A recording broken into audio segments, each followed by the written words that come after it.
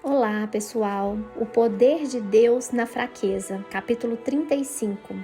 Somos fracos, mas pelo poder de Deus viveremos com Ele para servir vocês. 2 Coríntios 13, 4. Eu estou com você. Isso é tudo o que você precisa. 2 Coríntios 12, 9. Deus realmente gosta de usar pessoas fracas. Todo mundo tem fraquezas. Na verdade, você tem uma coleção de defeitos e imperfeições físicas, emocionais, intelectuais e espirituais. Você também pode viver situações incontroláveis que o enfraquecem, como obstáculos financeiros e de relacionamentos. O mais importante é o que você faz com isso. Normalmente negamos nossas fraquezas, as defendemos, damos desculpas, escondemos e tornamos-nos a senti-las. Isso impede que Deus as use da forma que deseja. Deus tem uma perspectiva diferente de sua fraqueza. Ele diz: os meus caminhos são mais altos do que os seus caminhos, e os meus pensamentos mais altos do que os seus pensamentos. Então ele muitas vezes age de forma diametralmente oposta ao que esperamos. Imaginamos que Deus quer usar somente nossos pontos fortes, mas Ele também quer usar nossas fraquezas para a sua glória. A Bíblia diz: Deus escolheu para envergonhar os poderosos, o que o mundo acha fraco. Suas fraquezas não são um acidente. Deus as permitiu em sua vida deliberadamente, a fim de mostrar seu poder por meio de você.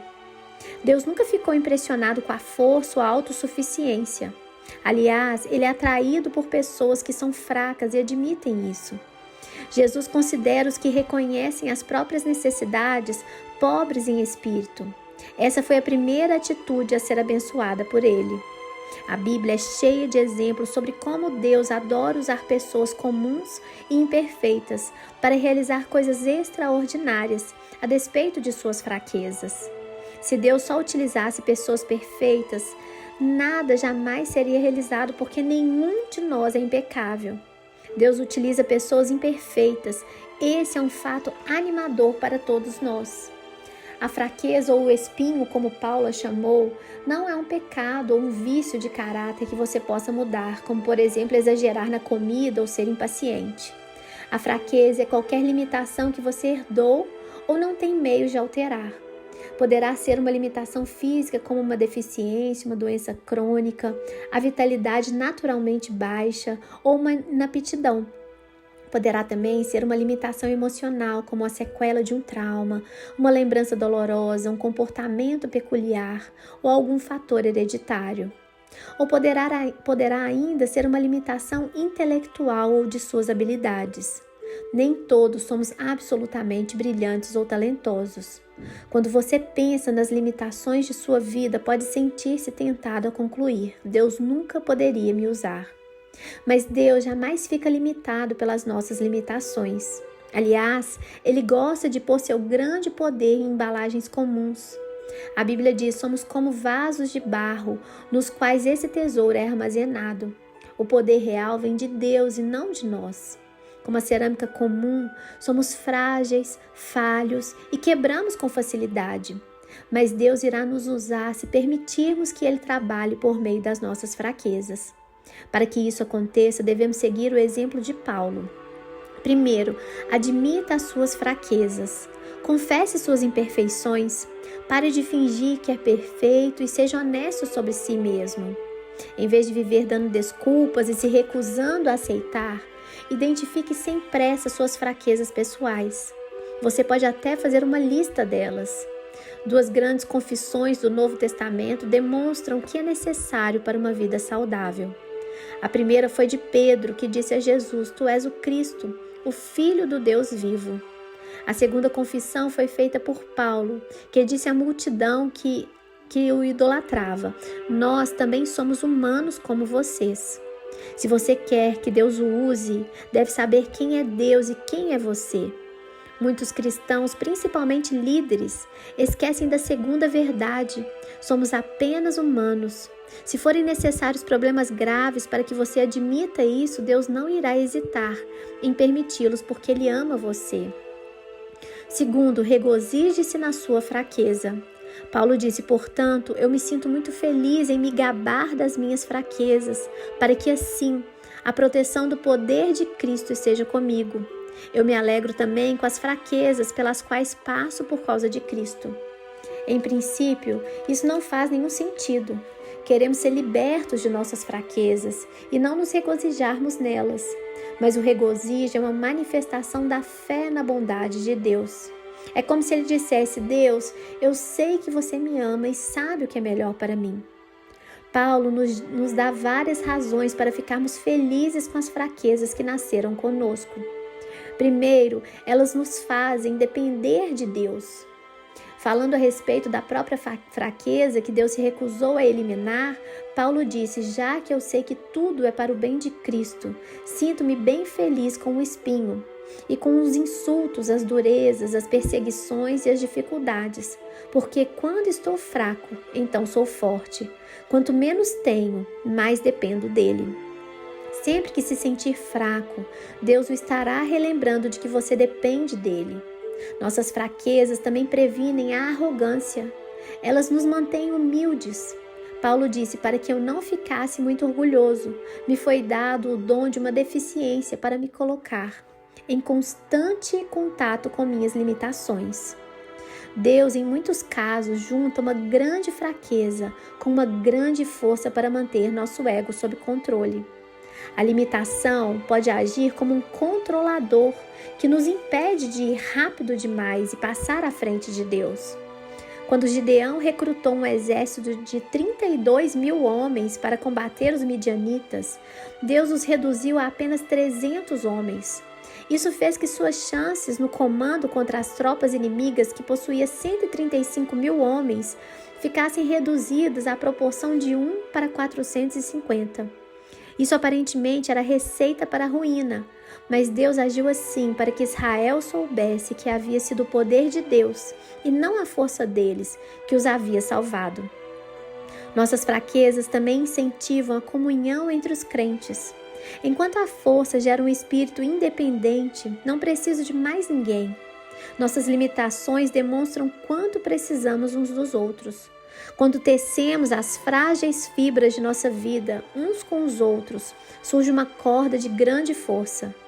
Vence Havner brincava: os cristãos são como flocos de neve, isolados são frágeis, mas juntos param o trânsito. Acima de tudo, nossas fraquezas aumentam nossa capacidade de ministrar e de sentir compaixão. Elas nos tornam mais propensos a ser atenciosos e a sentir compaixão pelas fraquezas dos outros. Deus quer que você tenha sobre a terra um ministério semelhante ao de Cristo. Isso significa que as outras pessoas deverão achar cura em suas feridas. Suas mais profundas mensagens de vida e seu ministério mais eficiente surgirão de suas dores mais profundas. As coisas que o deixam mais constrangido, mais envergonhado, as quais você reluta em partilhar, são os mesmos instrumentos que Deus usará com mais poder para curar os outros. O grande missionário Hudson Taylor disse: todos os gigantes de Deus são pessoas fracas. A fraqueza de Moisés era seu gênio. Em virtude de seu temperamento, ele assassinou um egípcio, feriu a rocha com a qual deveria conversar e quebrou as tábuas dos 10 mandamentos. Ainda assim, Deus transformou Moisés em um homem muito paciente, mais do que qualquer outro que havia na terra. As fraquezas de Gideão eram a baixa autoestima e profunda insegurança, mas Deus o transformou em um poderoso homem de valor. A fraqueza de Abraão era o medo. Não uma, mas 2 vezes ele afirmou que a esposa era sua irmã para se proteger. Mas Deus transformou Abraão no pai de todos os que creem. Impulsivo e sem força de vontade, Pedro se tornou pedra. O adúltero Davi se tornou homem segundo meu coração e João, um dos arrogantes filhos do trovão, se tornou o apóstolo do amor. A lista poderia seguir interminavelmente.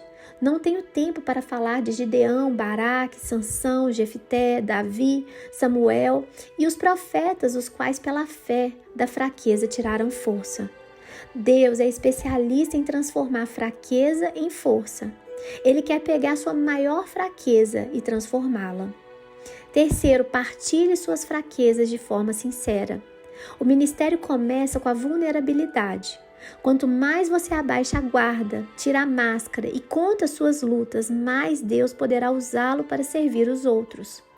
Paulo foi um exemplo de vulnerabilidade em todas as suas cartas. Ele contava abertamente suas falhas. Quando quero fazer o bem, não o faço. E quando tento não cometer erros, acabo errando do mesmo jeito. Seus sentimentos. Meus queridos amigos de Corinto, eu contei-lhes tudo quanto sentia. Eu os amo de todo o coração. Suas frustrações. Fomos esmagados e totalmente oprimidos. Pensamos que jamais iríamos sobreviver àquela situação. Seus medos. Quando vim até vocês, eu estava fraco, amedrontado e trêmulo. É lógico que a vulnerabilidade é arriscada. Pode ser assustador baixar as defesas e abrir a vida aos outros.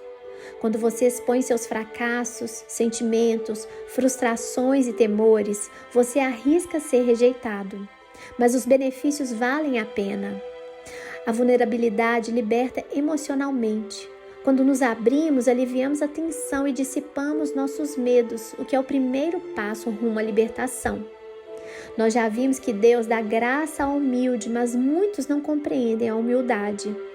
Ter humildade não é se rebaixar ou negar a própria força, mas ser sincero sobre suas fraquezas. Quanto mais franco você for, mais terá da graça de Deus e também receberá a graça dos outros. A vulnerabilidade é uma qualidade cativante. Somos naturalmente atraídos por pessoas humildes. A pretensão traz aversão, mas a autenticidade atrai e a vulnerabilidade é o caminho para a intimidade. É por isso que Deus quer usar suas fraquezas e não apenas seus pontos fortes. Se as pessoas só puderem ver seus pontos fortes, irão desanimar e pensar, bem, melhor para ele, mas nunca poderei fazer isso. Entretanto, quando veem Deus usá-lo, apesar de suas fraquezas, animam-se e pensam, talvez Deus também possa usar-me. Nossos pontos fortes criam competições, mas nossas fraquezas criam a vida em comunidade. Em algum ponto da vida, você terá de decidir se quer impressionar ou influenciar as pessoas. Você pode impressionar as pessoas de longe, mas tem de chegar perto para influenciá-las. E quando você fizer isso, elas poderão ver suas imperfeições. Não há nenhum problema. A qualidade essencial em um líder não é a perfeição, mas a credibilidade. As pessoas devem ser capazes de confiar em você. Caso contrário, não o seguirão. Como você constrói credibilidade? Não fingindo ser perfeito, mas sendo sincero. Quarto, glorie-se na sua fraqueza. Paulo disse, de uma experiência assim vale a pena gloriar-se, porém não vou fazê-lo. Vou apenas gloriar-me de quão fraco sou e quão grandioso é Deus para usar uma fraqueza dessas para a sua glória. Em vez de posar como ícone de invencibilidade e autoconfiança, veja a si mesmo como um troféu da graça de Deus. Quando Satanás apontar as fraquezas que você tem, concorde com ele e enche o coração de louvores a Jesus, que compreende todas as nossas fraquezas. E é o Espírito Santo que nos ajuda em nossas fraquezas. Algumas vezes, entretanto, Deus transforma um ponto forte em fraqueza, a fim de nos usar ainda mais. Jacó foi um manipulador, passou a vida conspirando e então fugindo das consequências. Certa noite ele lutou com Deus e disse, eu não o deixarei ir, enquanto não me abençoar. Deus disse, tudo bem, mas então lhe deslocou a coxa do quadril. O que significa isso tudo? Deus tocou a força de Jacó. O músculo da coxa é o mais forte do corpo humano e a transformou em fraqueza. Daquele dia em diante, Jacó passou a mancar para que jamais voltasse a fugir. Isso o forçou a depender de Deus, quer desejasse, quer não. Se você quer que Deus o abençoe e o use de forma poderosa, deverá estar disposto a mancar pelo resto da vida, pois Deus usa pessoas fracas. 35º dia, pensando sobre o meu propósito. Um tema para reflexão. Deus opera melhor quando admito minhas fraquezas. Um versículo para memorizar. Minha graça é suficiente para você, pois o meu poder se aperfeiçoa na fraqueza. 2 Coríntios 12:9. Uma pergunta para meditar. É possível que eu esteja limitando o poder de Deus na minha vida por esconder minhas fraquezas? Sobre o que preciso ser sincero para que possa ajudar as pessoas? Jesus abençoe vocês e até o nosso próximo capítulo.